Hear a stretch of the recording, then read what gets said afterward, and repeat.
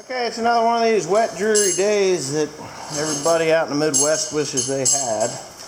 I'm getting kind of tired of it. It's like day 5 of this crap. But you know what? It just gives us time to work in the shop and get caught up on all the things that we want to do. Now, I've been to, let's see here, let me get you in the right position here. Get you in the right position. Alright, so I went to a steel outlet today, and I met up with another YouTuber kind of by accident. Road King 805, I watch his stuff. And you did? Yeah. Oh shit. You've seen a Road King 805? I've seen him because he built that inline 4-cylinder Briggs. Yeah, and him and Mikey did, right? Mikey? Yeah, him and Mikey. Him and Mikey built the inline 4-cylinder Briggs and Stratton motor. Kind of really cool stuff that he does there. He's got a Model A, and of course I've got my Model A that's in the corner. Mine's a little different than his, but I like his car. And he says, but anyway, whatever. I shook his hand, talked to him for about 5 minutes, and he went into this place called Fazio's. And Joseph Fazio's, it's in, where is that in Glassboro, New Jersey. Holy cow, that's a man cave, man. That's a man's store. If you think the Home Depot's a man's store, you don't know what a man is, but the Fazio's is the man's store. And there's stuff in there that, it's amazing. It's just an amazing place. I really enjoyed going down there. But anyways, check out his channel, Road King 805, and he's got some good stuff on there. And but anyway, what I was going down there for was for steel, heavy steel, for my bale spears. No, they're not broken. No, they're not broken. Do I like them? Yes, I do like them. But if you can see, give me that tape measure. You can see this tape measure. They're really only designed to pick up one big bale at a time, possibly 2 at the most. And to me, let me get the tape measure on there. It's a little over 2 feet tall. Well, my bales are 3 feet tall. So if you grab in the center of one bale, you get like 3 inches of bale on the other side, on the top side of it, but it can still flip over and then end up on the boom of the tractor, or even worse, on the roof of the tractor, or even worse, through the cab window, which we all know that that's not a good deal, and you will find glass in that cab for eternity. So anyway, what I'm doing is I am improving on the design of this machine, or this bale spear. I will be beefing up this bale spear. When I say beefing up, I mean I'm going to be adding a little bit of steel to it to make it a better bale spear. I like the way it works. I don't like the height of it. It doesn't work for me. And the other thing is, it isn't far enough out from the loader. So I'm going to add 18 inches forward. Yep, 18 inches. From this plate forward. So I'm building a subframe. What I have done already here is I have cut 2 pieces of steel that are the same width as those 2 pieces of steel there. And me and Timothy are actually going to go ahead and we're going to U-bolt these things on so that we can start welding up the subframe that is going to go to that frame there. And then I'm going to add, yes, I'm going to add 6 feet up. So, yeah, I'm going to add, not 6 feet, I'm going to add about 4 feet, because that's 2 feet. I need 6 feet and change so I can grab 3 bales of hay. So I'm going to add 4 more feet to the top of that. But I need to beef up this in between here so that I don't have any issues with it breaking. I just don't want it to break. And, I mean, it is pretty strong, but I got flat iron there. I'm going to stick those in between so that I have more strength and durability there so that I don't break it here. And that's just what's going to happen. So this is the bottom part. There are just 3 pins that hold that pivoting piece on. I will not be changing any part of that. I like that.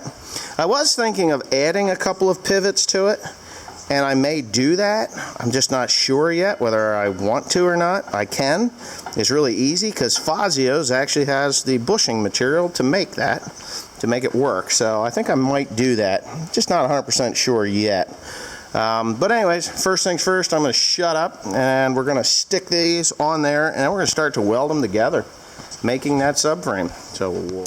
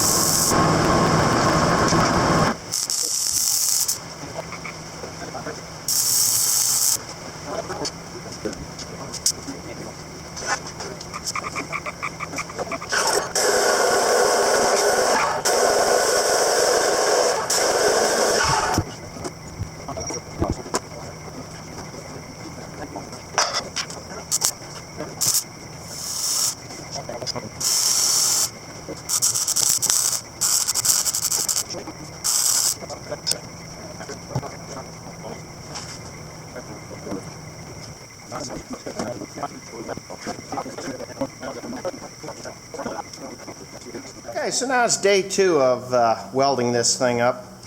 I've taken it off the tractor. There's the tractor with the loader and no forks. And I've laid it down flat so that I can get all the pieces that I didn't want to do on the vertical side. So I can do all these welds here, and they'll be good welds at that point. A few things I'm going to do to this thing. While it is on its side here, I'm going to actually run a piece of steel from here to here. Yes, from here to here, to keep it from collapsing under the weight. So it'll be this lateral bracing. I'm just going to put 2 of them in, and basically building a bridge that will take the weight, pushing and pulling. I got half inch thick by 3 inch wide flat steel that I'm going to notch like a bird's mouth out of, and I'll torch that out and I'll put those in, and bada bing, bada boom, we should be good. We should be good. It should work out. But right now I'm just going to go ahead and weld up all these seams here that are like in here, and then of course on the back side. That's going to be a bit tricky, but I can do it. You know, just get these all welded up, like in there. That one there I did yesterday, and close up that and that, that and that. All of these down here, and then I'll flip it back up. I'm going to clean up this weld here a little bit. It did get a little bit, I was a little bit hot, and it got a little droopy, but no porosity, so I'm pretty happy there.